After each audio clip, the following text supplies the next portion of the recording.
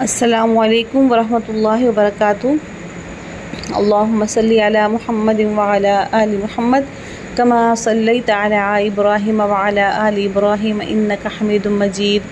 اللہم بارک علی محمد وعلی آل محمد کما بارکت علی ابراہیم وعلی آل ابراہیم انک حمید مجید۔ رب زدنی علما رب زدنی علما رب زدنی علما۔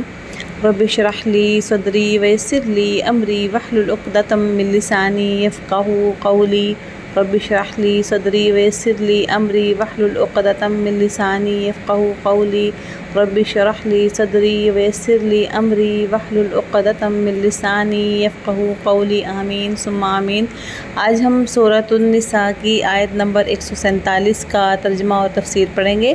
پہلے ہم لفظی ترجمہ، پھر بامحاورہ ترجمہ اور پھر اس کی تفسیر کریں گے۔ تو چلیے شروع کرتے ہیں۔ اعوذ باللہ من الشیطان الرجیم، بسم اللہ الرحمن الرحیم۔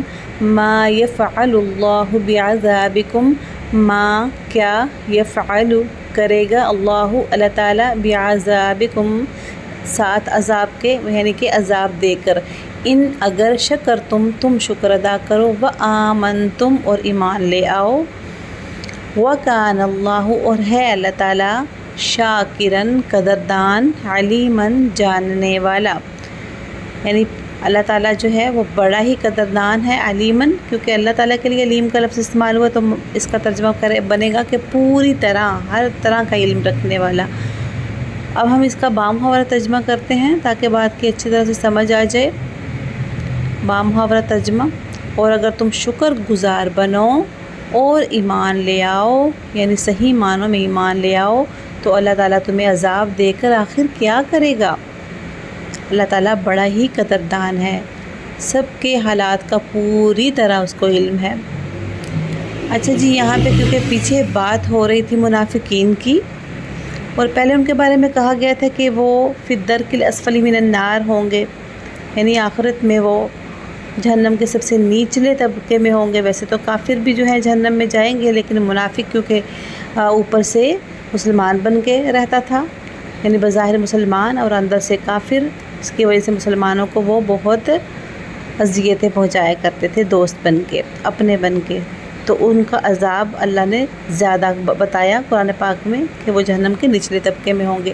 تو اس سے اگلی آیت میں، یعنی آیت نمبر 146 میں اللہ تعالیٰ نے بتایا کہ ہاں اگر وہ توبہ کر لیں گے، اپنی اصلاح کر لیں گے تو اللہ تعالیٰ ان کو معاف کر دیں گے، مومنوں کا ساتھ دیں گے، اور جیسے مومنوں کو بڑا اجر دیا جاتا ہے تو ان کو بھی بڑا اجر دیا جائے گا۔ یہ پوری بات اللہ تعالیٰ کر کے مطلب ان کو سمجھا کے تو اللہ فرما رہے کہ اللہ تعالیٰ تمہیں عذاب دے کے بھلا کیا کرے گا، کہ اگر تم شکر ادا کرو، قدردان بن جاؤ اور تم ایمان لے آؤ، صحیح معنوں میں ایمان لانا، ایسے نہیں کہ اوپر سے مسلمان بن گئے اور مسلمانوں کے ساتھ ہی بن کے ان کی جڑیں کاٹتے رہے، بلکہ صحیح معنوں میں مسلمان بنو، یعنی اندر سے بھی مسلمان ہو، باہر سے بھی، یعنی خالص، جیسے پچھلی آیت میں بتایا گیا کہ اخلصو، اپنے آپ کو خالص کر لو، دینہم، اپنے دین میں، یعنی تو اور خالص کر لو دین کو اللہ کے لیے، تو پھر اللہ تعالیٰ تمہیں عذاب دے کے کیا کرے گا؟ کیونکہ وہ تو وکان اللہ شاکرن، کہ وہ اللہ تعالیٰ تو بڑا ہی قدردان ہے، کہ اس سے زیادہ کوئی بھی قدردان نہیں ہے۔ تمہارے ایمان لانے کی قدر کوئی بھی اتنی نہیں کر سکتا جو اللہ تعالیٰ کرتا ہے۔ تو وہ جاننے والا ہے، علیمن جاننے والا ہے، یعنی پوری طرح سے باخبر ہے۔ تم کیا سمجھتے ہو کہ ہم اندر سے کفر لیے پھریں گے، اوپر سے مسلمان ہو جائیں گے، تو اس طرح سے مسلمانوں کو دھوکہ دیں گے تو کیا اللہ تعالیٰ نہیں جانے گا؟ کیونکہ اگر تم مسلمان ہوتے ہو تو اللہ تعالیٰ تو اس کو خوب اچھی طرح سے جانتا ہے کہ اگر تم صحیح معنوں میں مسلمان ہو، لیکن اگر تم اندر سے منافقت رکھتے ہو، اگر مسلمانوں کو دھوکہ دینا چاہتے ہو، تو اگر مسلمانوں کو ہو سکتا ہے کہ تم دھوکہ دے بھی دو، لیکن اللہ تعالیٰ کو دھوکہ نہیں دے سکتے۔ اللہ تعالیٰ تمہیں اندر باہر سے اچھی طرح سے جانتا ہے، تمہارے سینوں کے بھید بھی جانتا ہے۔ تو یہاں تک آج کا ہمارا سبق تھا۔